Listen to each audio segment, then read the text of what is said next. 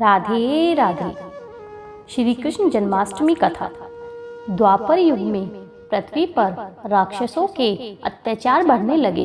पृथ्वी गाय का रूप धारण कर अपनी कथा सुनाने के लिए तथा अपने उद्धार के लिए ब्रह्मा जी के पास गई। ब्रह्मा जी सब देवताओं को साथ लेकर पृथ्वी को विष्णु के पास क्षीर सागर में ले गए। उस समय भगवान विष्णु शैया पर शयन कर रहे थे। स्तुति करने पर भगवान की निद्रा भंग हो गई। भगवान ने ब्रह्मा एवं सब देवताओं को देखकर उनके आने का कारण पूछा तो पृथ्वी बोली, भगवान, मैं पाप के बोझ से दबी जा रही हूँ, मेरा उद्धार कीजिए। यह सुनकर विष्णु भगवान बोले, मैं ब्रजमंडल में वासुदेव की पत्नी देवकी के गर्भ से जन्म लूंगा। तुम सब देवतागण ब्रजभूमि में जाकर यादव वंश में अपना शरीर धारण करो। इतना कहकर भगवान अंतर्ध्यान हो गए। इसके पश्चात देवता ब्रजमंडल में आकर यदुकुल में नंद यशोदा तथा गोप गोपियों के रूप में पैदा हुए। द्वापर युग के अंत में मथुरा में उग्रसेन राजा राज्य करते थे। उग्रसेन के पुत्र का नाम कंस था।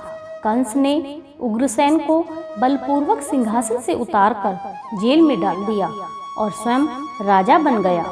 कंस की बहन देवकी का विवाह यादव कुल में वासुदेव के साथ निश्चित हो गया।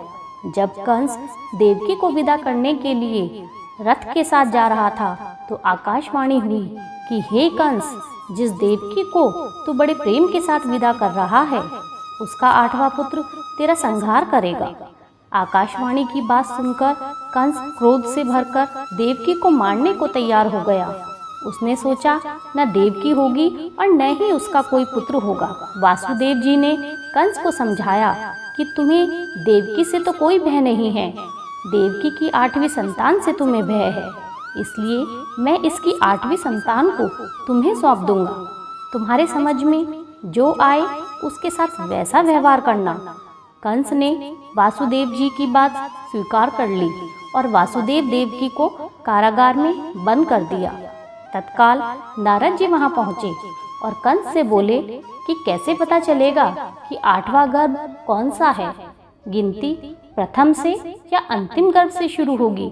कंस ने नारद जी के परामर्श पर देवकी के गर्भ से उत्पन्न होने वाले समस्त बालकों को मारने का निश्चय कर लिया। इस प्रकार एक एक करके कंस ने देवकी के 7 बालकों को निर्दयता पूर्वक मार डाला। भाद्रपद के कृष्ण पक्ष की अष्टमी को रोहिणी नक्षत्र में श्री कृष्ण का जन्म हुआ।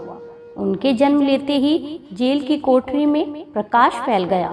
वासुदेव देवकी के सामने शंख, चक्र, गदा एवं पद्मधारी चतुर्भुज भगवान ने अपना रूप प्रकट कर कहा, अब मैं बालक का रूप धारण कर रहा हूँ, तुम मुझे तत्काल गोकुल में नंद के यहाँ पहुँचा दो और उनकी अभी अभी जन्मी कन्या को लाकर कंस को सौंप दो।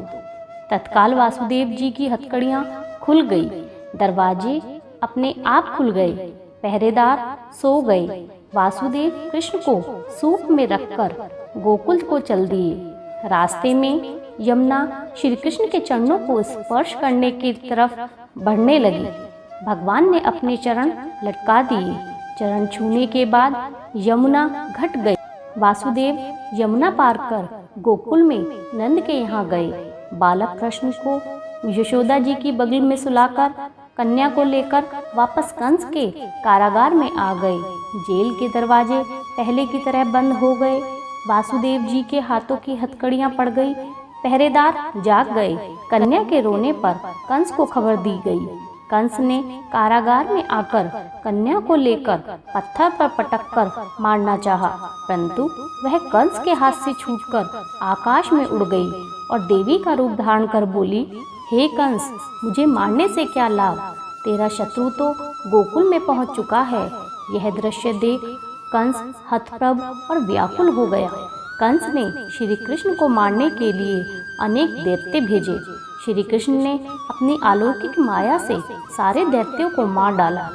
बड़े होने पर कंस को मारकर उग्रसेन को राजगद्दी पर बैठाया। श्री कृष्ण की पुण्य जन्म तिथि को तभी से सारे देश में हर्षोल्लास के साथ मनाया जाता है।